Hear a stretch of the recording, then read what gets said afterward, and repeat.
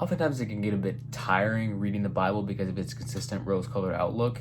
This is the point, obviously. We are saved by Christ and therefore should have no worries about our life or eternal standing. But still, it can get a little bit boring, almost, seeing the same sentiments repeated over and over and over again. But enter Ecclesiastes, written by whomever. The book refers to the son of David, king of Jerusalem, which narrows it down to Solomon, but some of the forms of which the book is composed dated to somewhere around the latter part of the 3rd century BC, when Solomon lived in the 900s BC. So, regardless, we're not here to examine the historiography behind the book, we're here to get to the philosophical meat of it. Like I said, though the repetitious optimism is crucial to the New Testament getting its point across, it seldom comes with nuance. Not speaking to the nuance of the message, of course, it is a fairly unnuanced and basic good news, but rather the method by which we get there. In Ecclesiastes, however, such a statement could not be further from the truth. To put it simply, this book is a pretty substantial downer. It literally opens with, everything is meaningless, says the teacher, completely meaningless. Expanding into the rest of the opening, everything is worrisome beyond description. No matter how much we see, we are never satisfied. No matter how much we hear, we are not content. History merely repeats itself. It has all been done before. Nothing under the sun is truly new. Sometimes people say, here's something new, but actually it is old. Nothing is ever truly new. We don't remember what happened in the past, and in future generations, no one will remember what we are doing now. That is brutally nihilistic, but is it wrong? Let's pick apart what this opening says, as well as some of the pessimistic truths that it portends. Firstly, our lack of satisfaction. Now, as the book progresses, the author, we'll call him Solomon just for the sake of ease, makes it clear that he has lived a life of indulgence. He has chased laughter and amusement, splurged on wine, built vast homes for himself, built fruitful gardens, bought slaves, yikes, owned larger herds and flocks of animals than any king ever before, hired top-notch entertainment, had many concubines, you name it, he's done it. And yet, after all of it, he still feels empty. But as I looked at everything I had worked so hard to accomplish, it was also meaningless, like chasing the wind. There was nothing really worthwhile anywhere. This can be seen as an indictment of hedonism, which, whether you prescribe to it as an ideology or simply follow all your heart's desires without any conviction, is something that mirrors our society today. Indulgence with complete disregard for spirituality or even morality at times is at an all-time high, and yet suicidal thinking and depression is at an all-time high as well. Could Solomon possibly be onto something? He again preaches futility in the form of hard work. Now, this isn't by any means to say that you shouldn't work hard at what you do. Chapter 9, verse 10 says, whatever you do, do well, for when you go to the grave there will be no work or planning or knowledge of wisdom. But he is arguing against deriving your life's meaning from it.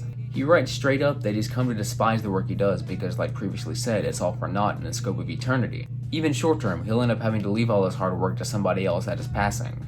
Among the other futilities that Solomon broaches are politics, which he concludes are too marred with shifting loyalties and rampant corruption to be viable for a life of meaning, not by any means an exaggeration, wealthiness, and trying to forge your own path independent of God's will. All of these have real-world connotations that don't feel like they were written more than 5 to 10 years ago, let alone multiple thousand.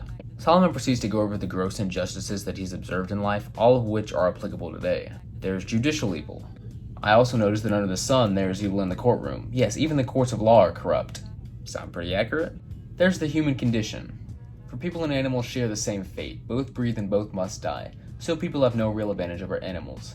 Still a pertinent, if strangely depressing, worldview. There's the prevalence of oppression. Again, I observed all the oppression that takes place under the sun. I saw the tears of the oppressed with no one to comfort them. The oppressors have great power and their victims are helpless. This is the exact situation at countless cultures around the world, whether the use of slavery in third world countries or the more subtle civil rights and racial, religious, and sexual discrimination in first world countries.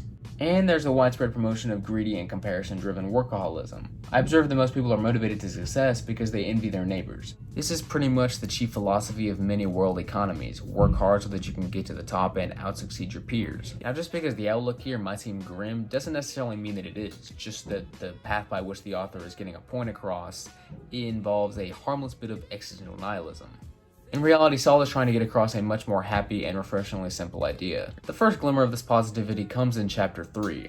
So I concluded that there is nothing better than to be happy and enjoy ourselves as long as we can, and people should eat and drink and enjoy the fruits of their labor, for these are gifts from God. This seems a bit counterintuitive to the naked eye. Wasn't he, after all, just waxing pessimistic about the pitfalls of enjoying oneself? Such hesitations are valid, but I'll do my best. The meaningless pleasure-seeking Solomon is referencing is done without the mindset of being within God, or in our case, Christ. Hedonism is defined in philosophy as the ethical theory that pleasure in the sense of the satisfaction of desires is the highest good and proper aim of human life. This is directly contradictory to the Christian outlook, which centers around Jesus' teaching of denying simple pleasures and finding fulfillment in salvation. Hedonism is in essence concertedly enjoying life and elevating the very concept of pleasure to God, whereas Christianity is enjoying life and deriving that enjoyment strictly because we know Christ is our Savior.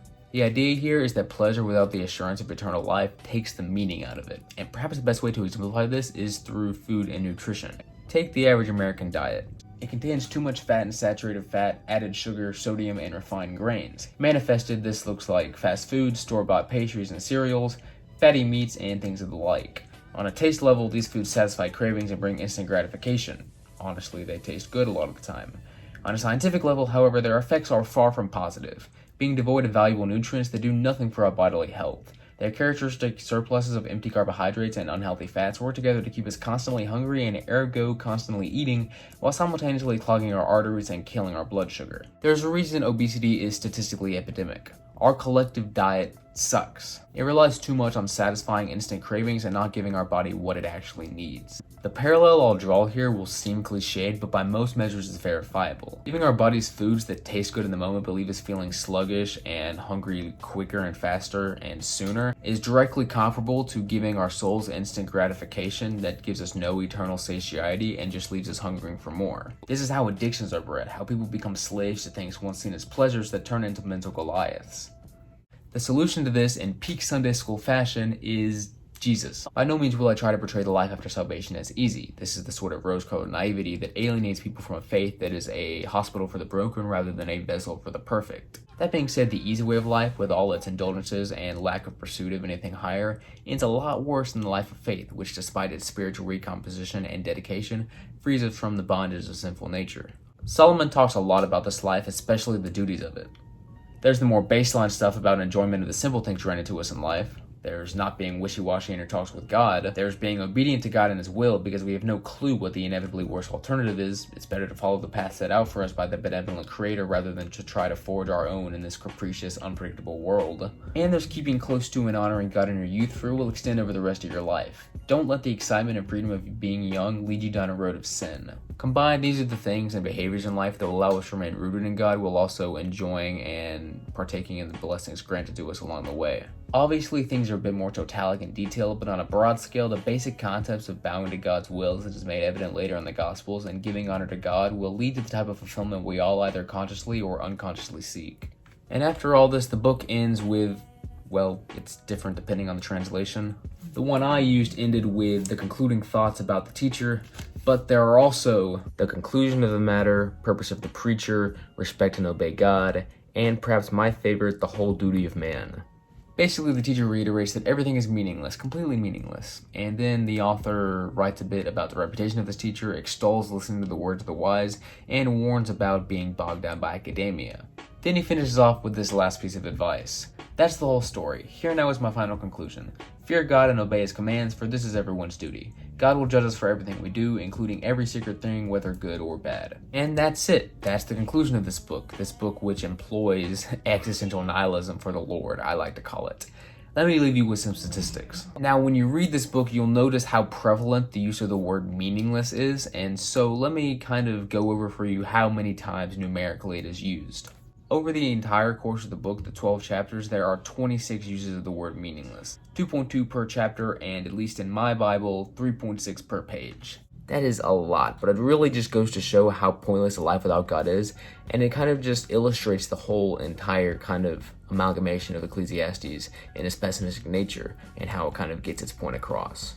But anyway, yeah, a bit of a different point of view now, but I just wanted to thank you guys so much for watching and kind of a MacGyver-like outro. I hope I was able to shed some light on what is frankly one of the most underrated books of the Bible and definitely one of my favorites thus far. And yeah, make sure to like, comment, and subscribe if your enjoyment necessitates it. It always helps me out. Yeah, I guess that is it. Thanks so much for watching again, and I will see you next time, whenever that may be. Have a blessed day.